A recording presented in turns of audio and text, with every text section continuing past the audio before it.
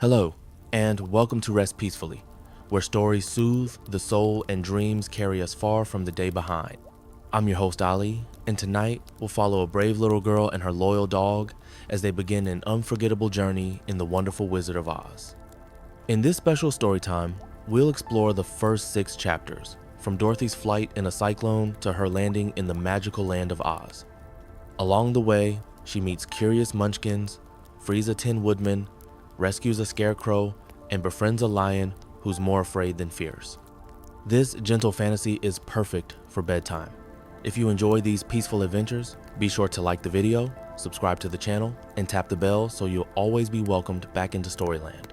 Now, snuggle in, take a deep breath, and let your imagination wander the yellow brick road.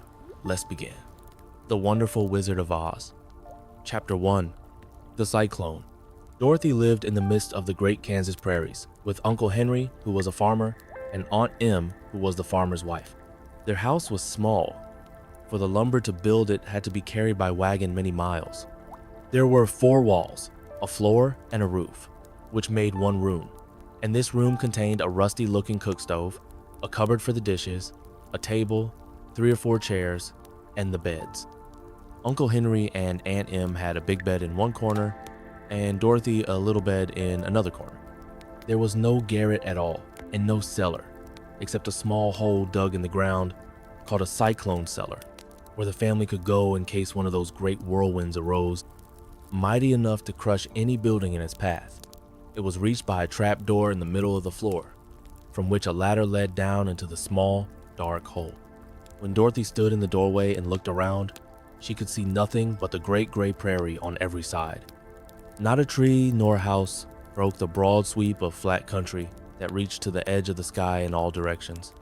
The sun had baked the plowed land into a gray mass, with little cracks running through it. Even the grass was not green, for the sun had burned the tops of the long blades until they were the same gray color to be seen everywhere. Once the house had been painted, but the sun blistered the paint and the rains washed it away, and now the house was as dull and gray as everything else. When Aunt Em came there to live, she was a young, pretty wife. The sun and wind had changed her, too. They had taken the sparkle from her eyes and left them a sober gray. They had taken the red from her cheeks and lips, and they were gray also. She was thin and gaunt, and never smiled now.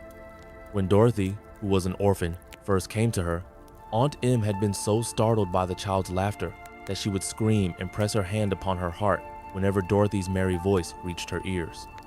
And she still looked at the little girl with wonder that she could find anything to laugh at. Uncle Henry never laughed. He worked hard from morning till night and did not know what joy was. He was gray also, from his long beard to his rough boots, and he looked stern and solemn, and rarely spoke. It was Toto that made Dorothy laugh and saved her from growing as gray as her other surroundings. Toto was not gray. He was a little black dog, with long, silky hair and small black eyes that twinkled merrily on either side of his funny, wee nose. Toto played all day long, and Dorothy played with him and loved him dearly. Today, however, they were not playing. Uncle Henry sat upon the doorstep and looked anxiously at the sky, which was even grayer than usual. Dorothy stood in the door with Toto in her arms and looked at the sky too. Aunt Em was washing the dishes. From the far north they heard a low wail of the wind, and Uncle Henry and Dorothy could see where the long grass bowed in waves before the coming storm. There now came a sharp whistling in the air from the south, and as they turned their eyes that way they saw ripples in the grass coming from that direction also. Suddenly Uncle Henry stood up. "There's a cyclone coming, Em," he called to his wife. "I'll go look after the stock." Then he ran toward the sheds where the cows and horses were kept. Aunt Em dropped her work and came to the door.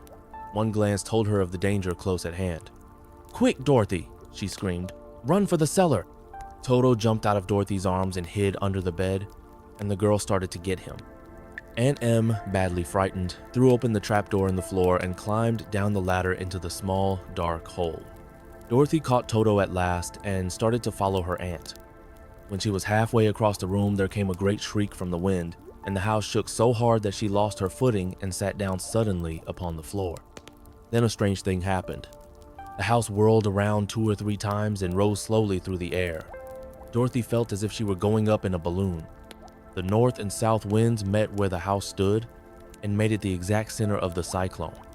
In the middle of a cyclone, the air is generally still, but the great pressure of the wind on every side of the house raised it up higher and higher until it was at the very top of the cyclone, and there it remained and was carried miles and miles away as easily as you could carry a feather. It was very dark and the wind howled horribly around her, but Dorothy found she was riding quite easily. After the first few whirls around, and one other time when the house tipped badly, she felt as if she were being rocked gently, like a baby in a cradle. Toto did not like it. He ran about the room, now here, now there, barking loudly. But Dorothy sat quite still on the floor and waited to see what would happen. Once Toto got too near the open trap door and fell in, and at first the little girl thought she had lost him. But soon she saw one of his ears sticking up through the hole, but the strong pressure of the air was keeping him up so that he could not fall. She crept to the hole, caught Toto by the ear, and dragged him into the room again, afterward closing the trapdoor so that no more accidents could happen. Hour after hour passed away, and slowly Dorothy got over her fright, but she felt quite lonely, and the wind shrieked so loudly all about her that she nearly became deaf. At first, she had wondered if she would be dashed to pieces when the house fell again, but as the hours passed and nothing terrible happened, she stopped worrying and resolved to wait calmly and see what the future would bring. At last, she crawled over the swaying floor to her bed and lay down upon it, and Toto followed and lay down beside her. In spite of the swaying of the house and the wailing of the wind, Dorothy soon closed her eyes and fell fast asleep. Chapter 2. The Council with the Munchkins. She was awakened by a shock, so sudden and severe that if Dorothy had not been lying on the soft bed, she might have been hurt. As it was, the jar made her catch her breath and wonder what had happened, and Toto put his cold little nose into her face and whined dismally. Dorothy sat up and noticed that the house was not moving, nor was it dark, for the bright sunshine came in at the window, flooding the little room. She sprang from her bed and with Toto at her heels ran and opened the door. The little girl gave a cry of amazement and looked about her, her eyes growing bigger and bigger at the wonderful sight she saw. The cyclone had set the house down very gently, for a cyclone in the midst of a country of marvelous beauty. There were lovely patches of greensward all about, with stately trees bearing rich and luscious fruits. Banks of gorgeous flowers were on every hand, and birds with rare and brilliant plumage sang and fluttered in the trees and bushes.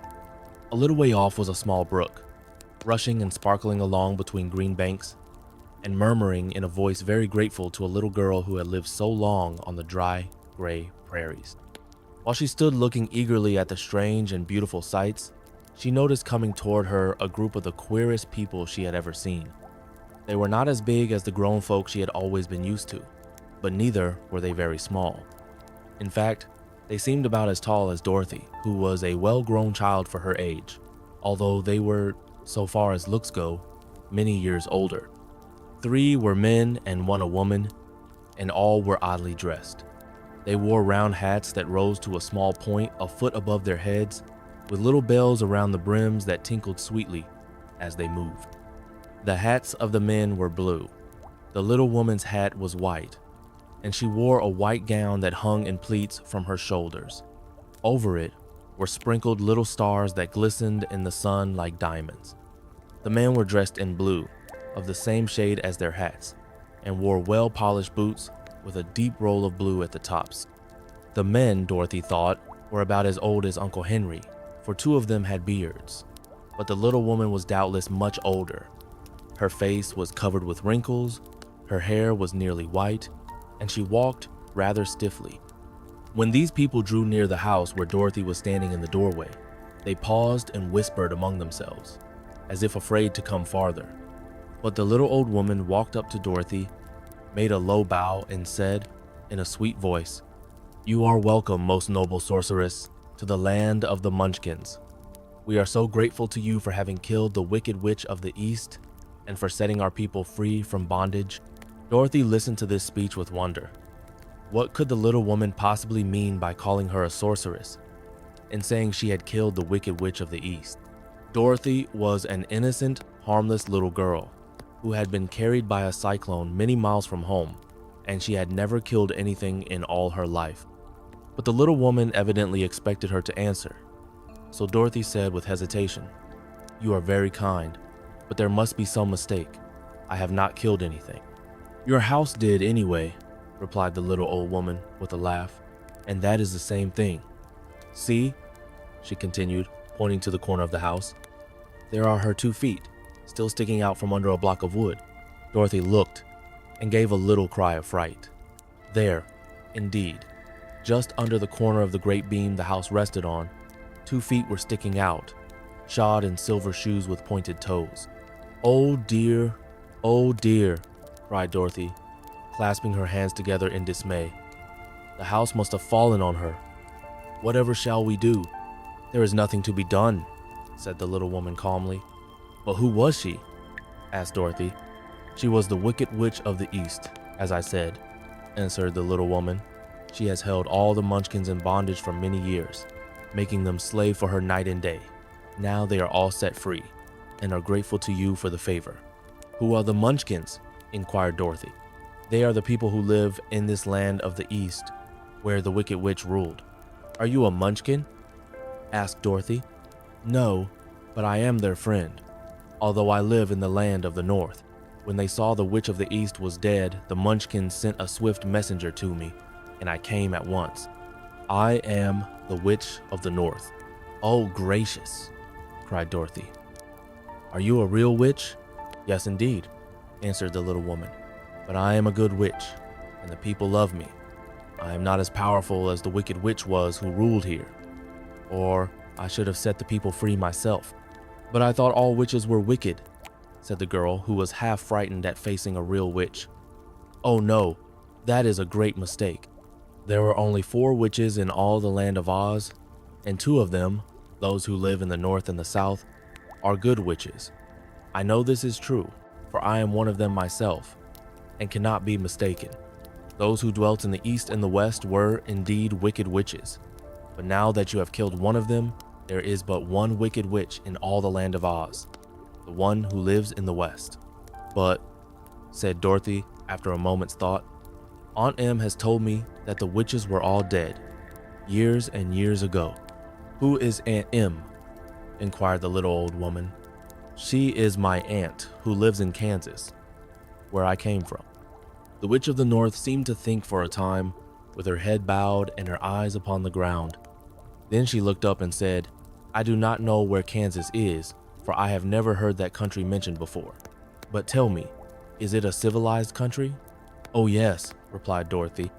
"Then that accounts for it. In the civilized countries, I believe there are no witches left, nor wizards, nor sorceresses, nor magicians. But, you see, the land of Oz has never been civilized, for we are cut off from all the rest of the world. Therefore, we still have witches and wizards amongst us." "Who are the wizards?" asked Dorothy. "Oz himself is the great wizard," answered the witch, sinking her voice to a whisper. "He is more powerful than all the rest of us together. He lives in the city of emeralds." Dorothy was going to ask another question, but just then the Munchkins, who had been standing silently by, gave a loud shout and pointed to the corner of the house where the Wicked Witch had been lying. "What is it?" asked the little old woman, and looked and began to laugh. The feet of the dead witch had disappeared entirely, and nothing was left but the silver shoes. "She was so old," explained the Witch of the North, "that she dried up quickly in the sun. That is the end of her, but the silver shoes are yours, and you shall have them to wear." She reached down and picked up the shoes, and after shaking the dust out of them, handed them to Dorothy. "The Witch of the East was proud of those silver shoes," said one of the Munchkins, "and there is some charm connected with them, but what it is we never knew." Dorothy carried the shoes into the house and placed them on the table. Then she came out again to the Munchkins and said, "I am anxious to get back to my aunt and uncle, for I am sure they will worry about me. Can you help me find my way?" The Munchkins and the witch first looked at one another, and then at Dorothy, and then shook their heads. "At the east, not far from here," said one, "there is a great desert, and none could live to cross it." "It is the same at the south," said another, "for I have been there and seen it. The south is the country of the Quadlings. I am told, said the third man, that it is the same at the west, and that country where the Winkies live is ruled by the wicked witch of the west, who would make you her slave if you passed her way. The north is my home, said the old lady, and at its edge is the same great desert that surrounds this land of Oz. I'm afraid, my dear, you will have to live with us. Dorothy began to sob at this, for she felt lonely among all these strange people. Her tears seemed to grieve the kind-hearted Munchkins, for they immediately took out their handkerchiefs and began to weep also. As for the little old woman, she took off her cap and balanced the point on the end of her nose, while she counted 1, 2, 3 in a solemn voice. At once the cap changed to a slate on which was written in big white chalk marks, "Let Dorothy go to the City of Emeralds." The little old woman took the slate from her nose, and having read the words on it, asked, "Is your name Dorothy, my dear?" "Yes," answered the child, looking up and drying her tears. "Then you must go to the City of Emeralds. Perhaps Oz will help you." "Where is this city?" asked Dorothy. "It is exactly in the center of the country, and is ruled by Oz, the great wizard I told you of." "Is he a good man?" inquired the girl anxiously. "He is a good wizard. Whether he is a man or not, I cannot tell, for I have never seen him." "How can I get there?" asked Dorothy. "You must walk. It is a long journey, through a country that is sometimes pleasant and sometimes dark and terrible.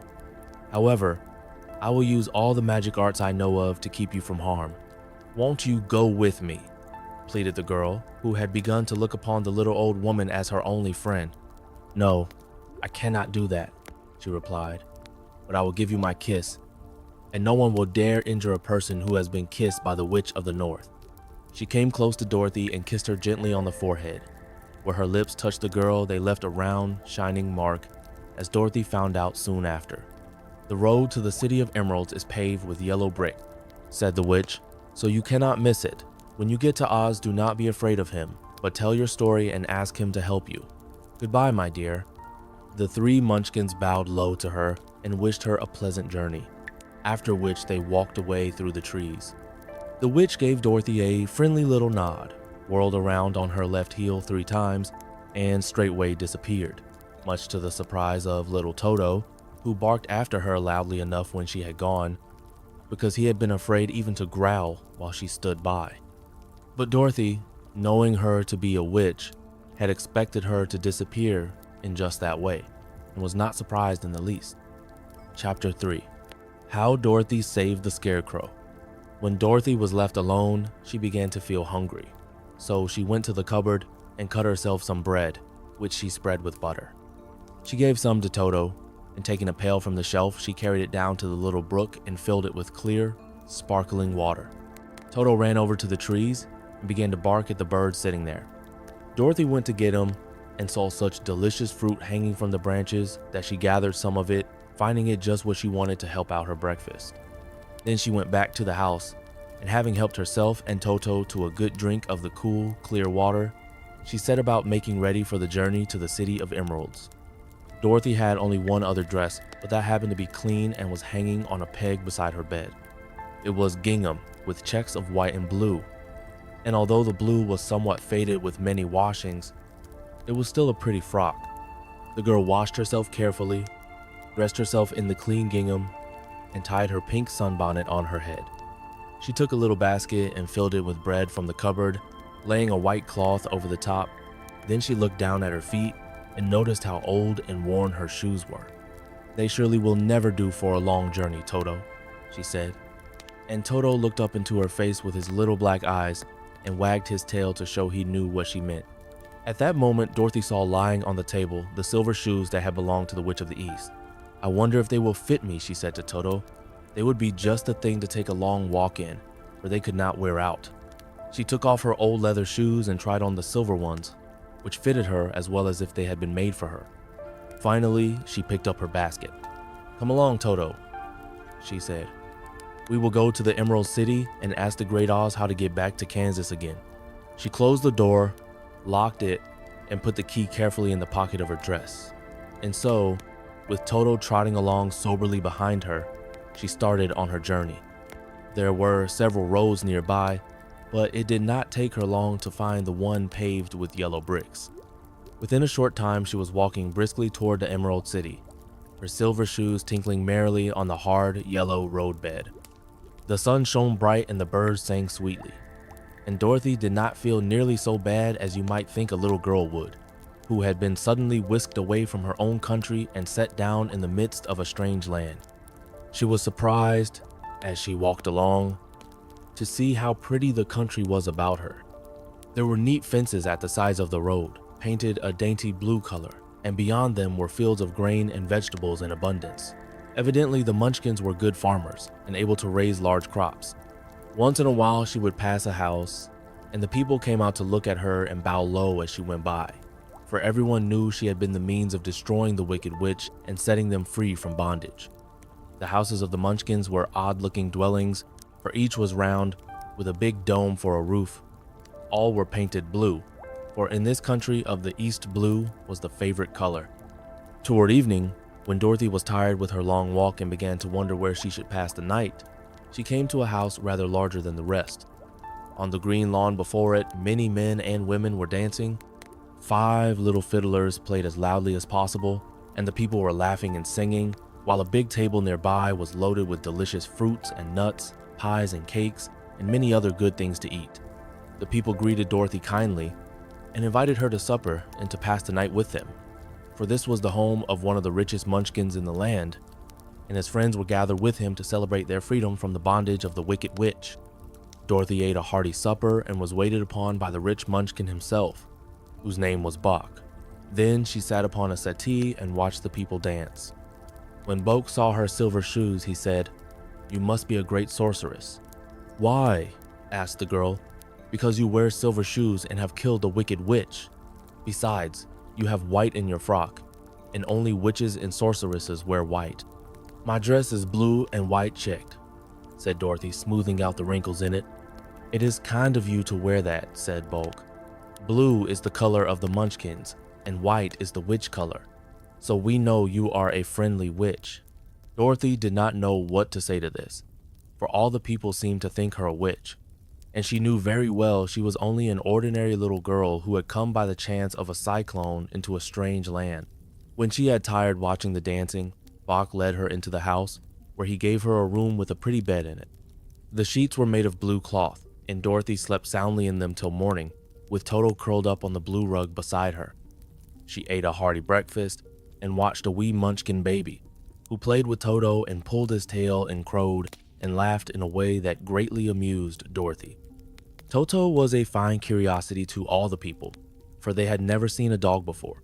"How far is it to the Emerald City?" the girl asked. "I do not know," answered Bok gravely, "for I have never been there. It is better for people to keep away from Oz, unless they have business with him, but it is a long way to the Emerald City, and it will take you many days. The country here is rich and pleasant, but you must pass through rough and dangerous places before you reach the end of your journey." This worried Dorothy a little, but she knew that only the great Oz could help her get to Kansas again, so she bravely resolved not to turn back. She bade her friends goodbye and again started along the road of yellow brick. When she had gone several miles, she thought she would stop to rest, and so climbed to the top of the fence beside the road and sat down. There was a great cornfield beyond the fence, and not far away she saw a scarecrow, placed high on a pole to keep the birds from the ripe corn.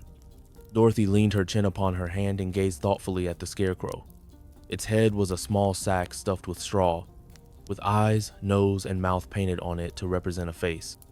An old, pointed blue hat that had belonged to some Munchkin was perched on his head, and the rest of the figure was a blue suit of clothes, worn and faded, which had also been stuffed with straw.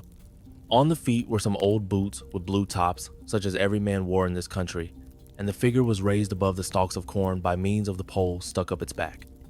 While Dorothy was looking earnestly into the queer, painted face of the scarecrow, she was surprised to see one of the eyes slowly wink at her. She thought she must have been mistaken at first, for none of the scarecrows in Kansas ever wink, but presently the figure nodded its head to her in a friendly way. Then she climbed down from the fence and walked up to it, while Toto ran around the pole and barked. "Good day," said the scarecrow, in a rather husky voice. "Did you speak?" asked the girl in wonder. "Certainly," answered the Scarecrow. "How do you do?" "I'm pretty well, thank you," replied Dorothy politely. "How do you do?" "I'm not feeling well," said the Scarecrow with a smile, "for it is very tedious being perched up here night and day to scare away crows." "Can't you get down?" asked Dorothy. "No, for this pole is stuck up my back. If you will, please take away the pole. I shall be greatly obliged to you." Dorothy reached up both arms and lifted the figure off the pole, for, being stuffed with straw, it was quite light. "Thank you very much," said the Scarecrow when he had been set down on the ground. "I feel like a new man." Dorothy was puzzled at this, for it sounded queer to hear a stuffed man speak, and to see him bow and walk along beside her. "Who are you?" asked the Scarecrow when he had stretched himself and yawned. "And where are you going?" "My name is Dorothy," said the girl, "and I am going to the Emerald City to ask the Great Oz to send me back to Kansas." "Where is the Emerald City?" he inquired, "and who is Oz?" "Why don't you know?" she returned in surprise. "No, indeed. I don't know anything. You see, I am stuff, so I have no brains at all," he answered sadly. "Oh," said Dorothy, "I'm awfully sorry for you. Do you think," he asked, "if I go to the Emerald City with you that Oz would give me some brains?" "I cannot tell," she returned, "but you may come with me if you like. If Oz will not give you any brains, you will be no worse off than you are now." "That is true," said the Scarecrow. "You see," he continued confidentially, "I don't mind my legs and arms and body being stuffed, because I cannot get hurt. If anyone treads on my toes or sticks a pin into me, it doesn't matter, for I can't feel it. But I do not want people to call me a fool, and if my head stays stuffed with straw instead of with brains, as yours is, how am I ever to know anything?" "I understand how you feel," said the little girl, who was truly sorry for him. "If you will come with me, I'll ask Oz to do all he can for you." "Thank you," he answered gratefully. They walked back to the road. Dorothy helped him over the fence, and they started along the path of yellow brick for the Emerald City. Toto did not like this addition to the party at first. He smelled around the stuffed man as if he suspected there might be a nest of rats in the straw, and he often growled in an unfriendly way at the Scarecrow. "Don't mind Toto," said Dorothy to her new friend. "He never bites." "Oh, I'm not afraid," replied the Scarecrow. "He can't hurt the straw. Do let me carry that basket for you. I shall not mind it, for I can't get tired. I'll tell you a secret," he continued as he walked along. "There is only one thing in the world I am afraid of." "What is that?" asked Dorothy. "The Munchkin farmer who made you?" "No," answered the Scarecrow. "It's a lighted match." Chapter 4. The Road Through the Forest. After a few hours, the road began to be rough, and the walking grew so difficult that the Scarecrow often stumbled over the yellow bricks, which were here very uneven. Sometimes, indeed, they were broken or missing altogether, leaving holes that Toto jumped across and Dorothy walked around. As for the Scarecrow, having no brains, he walked straight ahead and so stepped into the holes and fell at full length on the hard bricks. It never hurt him, however, and Dorothy would pick him up and set him upon his feet again, while he joined her in laughing merrily at his own mishap. The farms were not nearly so well cared for here as they were farther back. There were fewer houses and fewer fruit trees, and the farther they went, the more dismal and lonesome the country became. At noon, they sat down by the roadside, near a little brook, and Dorothy opened her basket and got out some bread. She offered a piece to the Scarecrow, but he refused. "I am never hungry," he said, "and it is a lucky thing I am not, for my mouth is only painted, and if I should cut a hole in it so I could eat, the straw I am stuffed with would come out, and that would spoil the shape of my head." Dorothy saw at once that this was true, so she only nodded and went on eating her bread. "Tell me something about yourself and the country you came from," said the Scarecrow when she had finished her dinner. So she told him all about Kansas, and how gray everything was there, and how the cyclone had carried her to this queer land of Oz.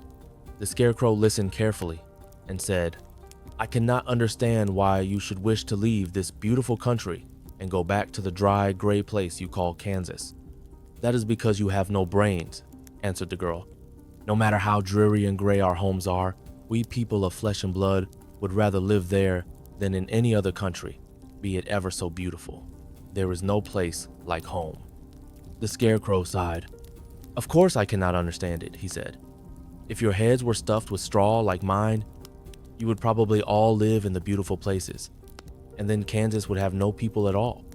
It is fortunate for Kansas that you have brains. Won't you tell me a story while we are resting?" asked the child. The Scarecrow looked at her reproachfully and answered, "My life has been so short that I really know nothing, whatever. I was only made day before yesterday. What happened in the world before that time is all unknown to me. Luckily, when the farmer made my head, one of the first things he did was to paint my ears so that I heard what was going on. There was another munchkin with him, and the first thing I heard was the farmer saying, 'How do you like those ears?' 'They aren't straight,' answered the other. 'Never mind,' said the farmer. 'They are ears just the same,' which was true enough. 'Now I'll make the eyes,' said the farmer. So he painted my right eye, and as soon as it was finished, I found myself looking at him and at everything around me with a great deal of curiosity, for this was my first glimpse of the world. 'That's a rather pretty eye,' remarked the munchkin, who was watching the farmer. 'Blue paint is just the color for eyes? I think I'll make the other a little bigger,' said the farmer. And when the second eye was done, I could see much better than before. Then he made my nose and my mouth. But I did not speak, because at that time I didn't know what a mouth was for. I had the fun of watching them make my body and my arms and legs, and when they fastened on my head, at last, I felt very proud, for I thought I was just as good a man as anyone. 'This fellow will scare the crows fast enough,' said the farmer. 'He looks just like a man.' 'Why, he is a man,' said the other, and I quite agreed with him. The farmer carried me under his arm to the cornfield and set me up on a tall stick where you found me. He and his friend soon after walked away and left me alone. I did not like to be deserted this way, so I tried to walk after them, but my feet would not touch the ground, and I was forced to stay on that pole. It was a lonely life to lead, for I had nothing to think of, having been made such a little while before. Many crows and other birds flew into the cornfield, but as soon as they saw me, they flew away again, thinking I was a munchkin. And this pleased me and made me feel that I was quite an important person. By and by, an old crow flew near me, and after looking at me carefully, he perched upon my shoulder and said, "I wonder if that farmer thought to fool me in this clumsy manner. Any crow of sense could see that you are only stuffed with straw." Then he hopped down at my feet and ate all the corn he wanted. The other birds, seeing he was not harmed by me, came to eat the corn too, so in a short time there was a great flock of them about me. I felt sad at this, for it showed I was not such a good scarecrow after all. But the old crow comforted me, saying, "If you only had brains in your head, you would be as good a man as any of them, and a better man than some of them. Brains are the only things worth having in this world, no matter whether one is a crow or a man."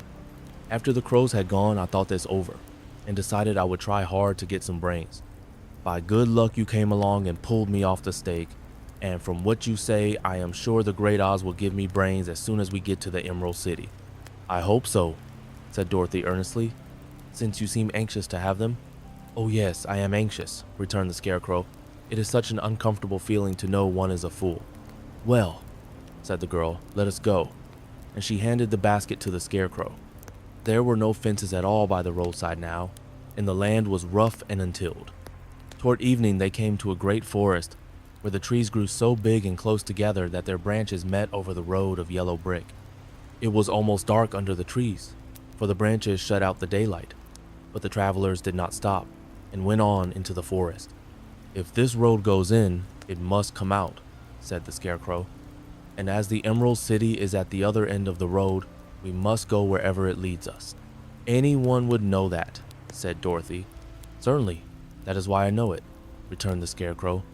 "If it required brains to figure it out, I never should have said it." After an hour or so, the light faded away, and they found themselves stumbling along in the darkness. Dorothy could not see at all, but Toto could, for some dogs see very well in the dark, and the Scarecrow declared he could see as well as by day. So she took hold of his arm and managed to get along fairly well. "If you see any house, or any place where we can pass the night," she said, "you must tell me. for it is very uncomfortable walking in the dark. Soon after, the Scarecrow stopped. "I see a little cottage at the right of us," he said, "built of logs and branches. Shall we go there?" "Yes, indeed," answered the child. "I am all tired out." So the Scarecrow led her through the trees until they reached the cottage, and Dorothy entered and found a bed of dried leaves in one corner. She lay down at once, and with Toto beside her, soon fell into a sound sleep.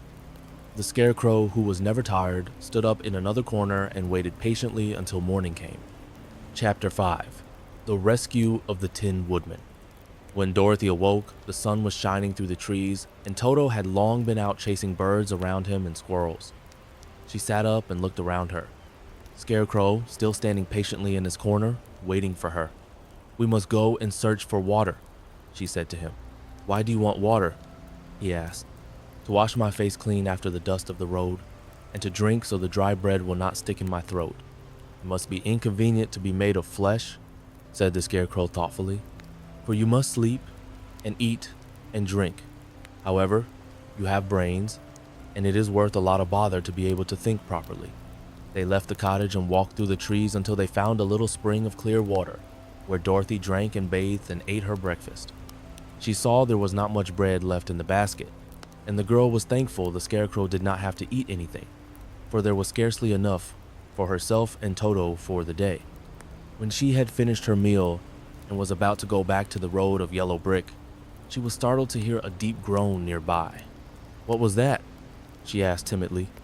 "I cannot imagine," replied the Scarecrow, "but we can go and see." Just then, another groan reached their ears, and the sound seemed to come from behind them.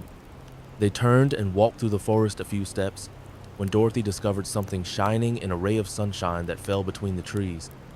She ran to the place and then stopped short with a little cry of surprise. One of the big trees had been partly chopped through, and standing beside it, with an uplifted axe in his hands, was a man made entirely of tin. His head and arms and legs were jointed upon his body, but he stood perfectly motionless, as if he could not stir at all. Dorothy looked at him in amazement, and so did the Scarecrow, while Toto barked sharply and made a snap at the tin legs, which hurt his teeth. "Did you groan?" asked Dorothy. "Yes," answered the Tin Man. "I did. I've been groaning for more than a year, and no one has ever heard me before or come to help me. What can I do for you?" she inquired softly, for she was moved by the sad voice in which the man spoke. "Get an oil can and oil my joints," he answered. "They are rusted so badly that I cannot move them at all. If I am well oiled, I shall soon be all right again. You will find an oil can on a shelf in my cottage." Dorothy at once ran back to the cottage and found the oil can, and then she returned and asked anxiously, "Where are your joints?" "Oil my neck first," replied the Tin Woodman. So she oiled it, and as it was quite badly rusted, the Scarecrow took hold of the tin head and moved it gently from side to side until it worked freely, and then the man could turn it himself. "Now oil the joints in my arms," he said. And Dorothy oiled them, and the Scarecrow bent them carefully until they were quite free from rust and as good as new. The Tin Woodman gave a sigh of satisfaction and lowered his axe, which he leaned against the tree. "This is a great comfort," he said. "I've been holding that axe in the air ever since I rusted, and I'm glad to be able to put it down at last. Now, if you will oil the joints of my legs, I shall be all right once more." So they oiled his legs until he could move them freely, and he thanked them again and again for his release, for he seemed a very polite creature and very grateful. "I might have stood there always if you had not come along," he said, "so you have certainly saved my life. How did you happen to be here?" "We are on our way to the Emerald City to see the Great Oz," she answered, "and we stopped at your cottage to pass the night." "Why do you wish to see Oz?" he asked. "I want him to send me back to Kansas, and the Scarecrow wants him to put a few brains into his head," she replied. The Tin Woodman appeared to think deeply for a moment. Then he said, "Do you suppose Oz could give me a heart?" "Why, I guess so," Dorothy answered. "It would be as easy as to give the Scarecrow brains." "True," the Tin Woodman returned. "So, if you will allow me to join your party, I will also go to the Emerald City and ask Oz to help me." "Come along," said the Scarecrow heartily, and Dorothy added that she would be pleased to have his company. So the Tin Woodman shouldered his axe, and they all passed through the forest until they came to the road that was paved with yellow brick. The Tin Woodman had asked Dorothy to put the oil can in her basket. "For," he said, "if I should get caught in the rain and rust again, I would need the oil can badly." It was a bit of good luck to have their new comrade join the party, for soon after they had begun their journey again, they came to a place where the trees and branches grew so thick over the road that the travelers could not pass. But the Tin Woodman set to work with his axe and chopped so well that soon he cleared a passage for the entire party. Dorothy was thinking so earnestly as they walked along that she did not notice when the Scarecrow stumbled into a hole and rolled over to the side of the road. Indeed, he was obliged to call to her to help him up again. "Why didn't you walk around the hole?" asked the Tin Woodman. "I don't know enough," replied the Scarecrow cheerfully. "My head is stuffed with straw, you know, and that is why I am going to Oz to ask him for some brains."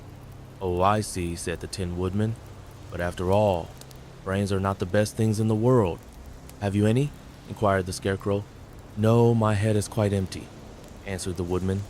"But once I had brains, and a heart also. So, having tried them both, I should much rather have a heart." "And why is that?" asked the Scarecrow. "I will tell you my story, and then you will know." So, while they were walking through the forest, the Tin Woodman told the following story. "I was born the son of a woodman who chopped down trees in the forest and sold the wood for a living. When I grew up, I too became a wood chopper. And after my father died, I took care of my old mother as long as she lived. Then I made up my mind that instead of living alone, I would marry so that I might not become lonely. There was one of the Munchkin girls who was so beautiful that I soon grew to love her with all my heart. She, on her part, promised to marry me as soon as I could earn enough money to build a better house for her. So I set to work harder than ever. But the girl lived with an old woman who did not want her to marry anyone, for she was so lazy she wished the girl to remain with her and do the cooking and the housework. So the old woman went to the Wicked Witch of the East and promised her 2 sheep and a cow if she would prevent the marriage. Thereupon the Wicked Witch enchanted my axe, and when I was chopping away at my best one day, for I was anxious to get the new house and my wife as soon as possible, the axe slipped all at once and cut off my left leg. This at first seemed a great misfortune, for I knew a one-legged man could not do very well as a wood chopper. So I went to a tinsmith and had him make me a new leg out of tin. The leg worked very well once I was used to it, but my action angered the Wicked Witch of the East, for she had promised the old woman I should not marry the pretty Munchkin girl. When I began chopping again, my axe slipped and cut off my right leg. Again I went to the tinsmith, and again he made me a leg out of tin. After this, the enchanted axe cut off my arms, one after the other, but nothing daunted, I had them replaced with tin ones. The Wicked Witch then made the axe slip and cut off my head, and at first, I thought that was the end of me. But the tinsmith happened to come along, and he made me a new head out of tin. I thought I had beaten the Wicked Witch then, and I worked harder than ever, but I little knew how cruel my enemy could be. She thought of a new way to kill my love for the beautiful Munchkin maiden, and made my axe slip again, so that it cut right through my body, splitting me into 2 halves. Once more the tinsmith came to my help and made me a body of tin, fastening my 10 arms and legs and head to it by means of joints, so that I could move around as well as ever. But, alas, I had now no heart, so that I lost all my love for the Munchkin girl, and did not care whether I married her or not. I suppose she is still living with the old woman, waiting for me to come after her. My body shone so brightly in the sun that I felt very proud of it, and it did not matter now if my axe slipped, for it could not cut me. There was only one danger, that my joints would rust. But I kept an oil can in my cottage and took care to oil myself whenever I needed it. However, there came a day when I forgot to do this, and being caught in a rainstorm, before I thought of the danger my joints had rusted, and I was left to stand in the woods until you came to help me. It was a terrible thing to undergo, but during the year I stood there, I had time to think that the greatest loss I had known was the loss of my heart. While I was in love, I was the happiest man on earth, but no one can love who has not a heart, and so I am resolved to ask Oz to give me one.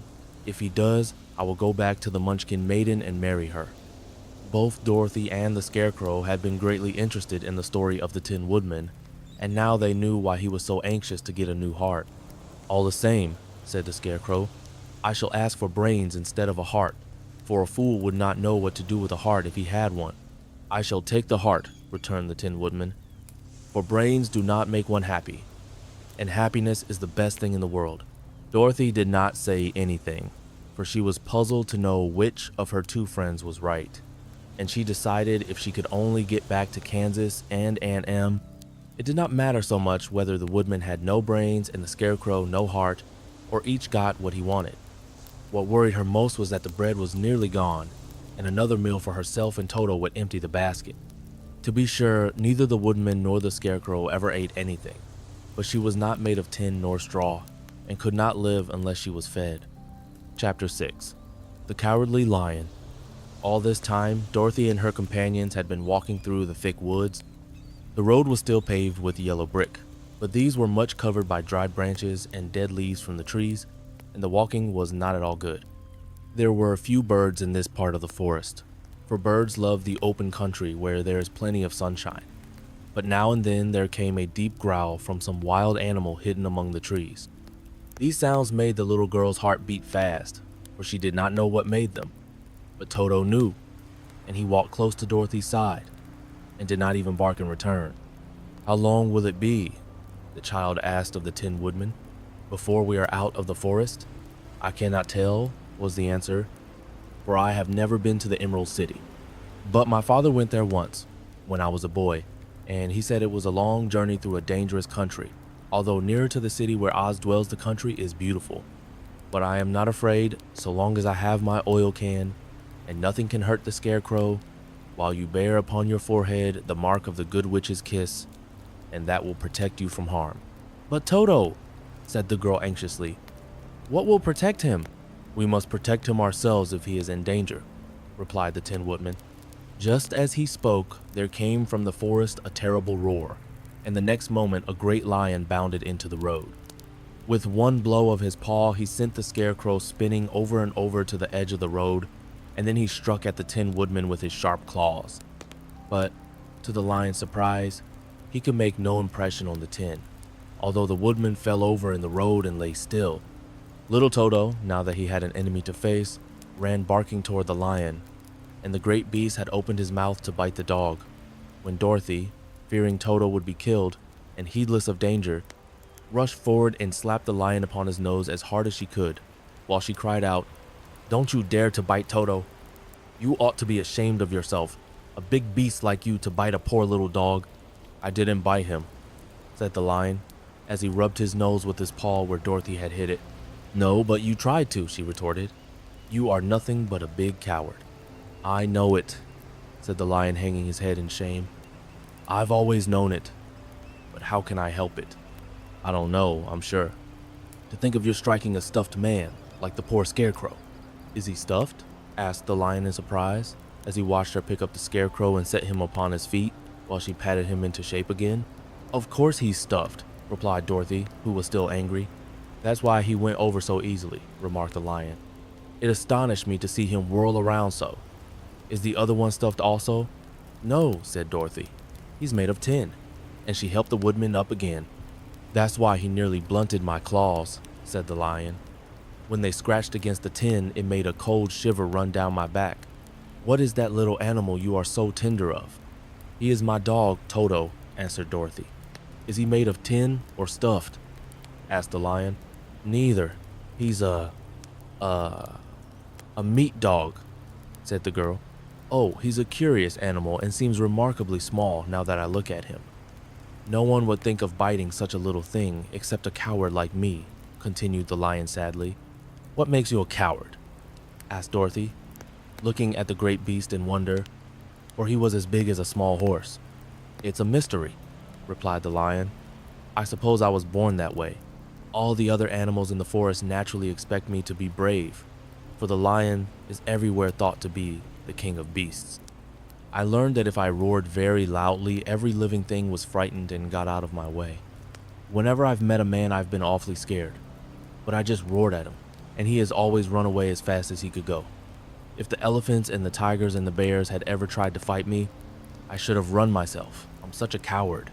But just as soon as they hear me roar, they all try to get away from me, and of course I let them go." But that isn't right. The king of beasts shouldn't be a coward, said the Scarecrow. I know it, returned the lion, wiping a tear from his eye with the tip of his tail. It is my great sorrow. It makes my life very unhappy. But whenever there is danger, my heart begins to beat fast. Perhaps you have heart disease, said the Tin Woodman. It may be, said the lion. If you have, continued the Tin Woodman, you ought to be glad, for it proves you have a heart. For my part, I have no heart, so I cannot have heart disease. Perhaps, said the lion thoughtfully, if I had no heart, I should not be a coward. Have you brains? Asked the Scarecrow. I suppose so. I've never looked to see, replied the lion.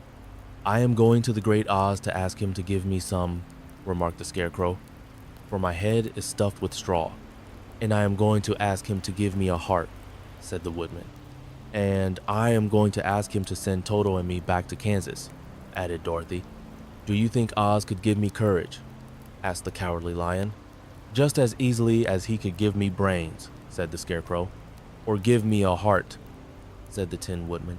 Or send me back to Kansas, said Dorothy. Then, if you don't mind, I'll go with you, said the lion. For my life is simply unbearable without a bit of courage. You will be very welcome, answered Dorothy, for you will help to keep away the other wild beasts. It seems to me they must be more cowardly than you are if they allow you to scare them so easily. They really are, said the lion, but that doesn't make me any braver. And as long as I know myself to be a coward, I shall be unhappy. So once more the little company set off upon the journey, the lion walking with stately strides at Dorothy's side. Toto did not approve this new comrade at first, for he could not forget how nearly he had been crushed between the lion's great jaws.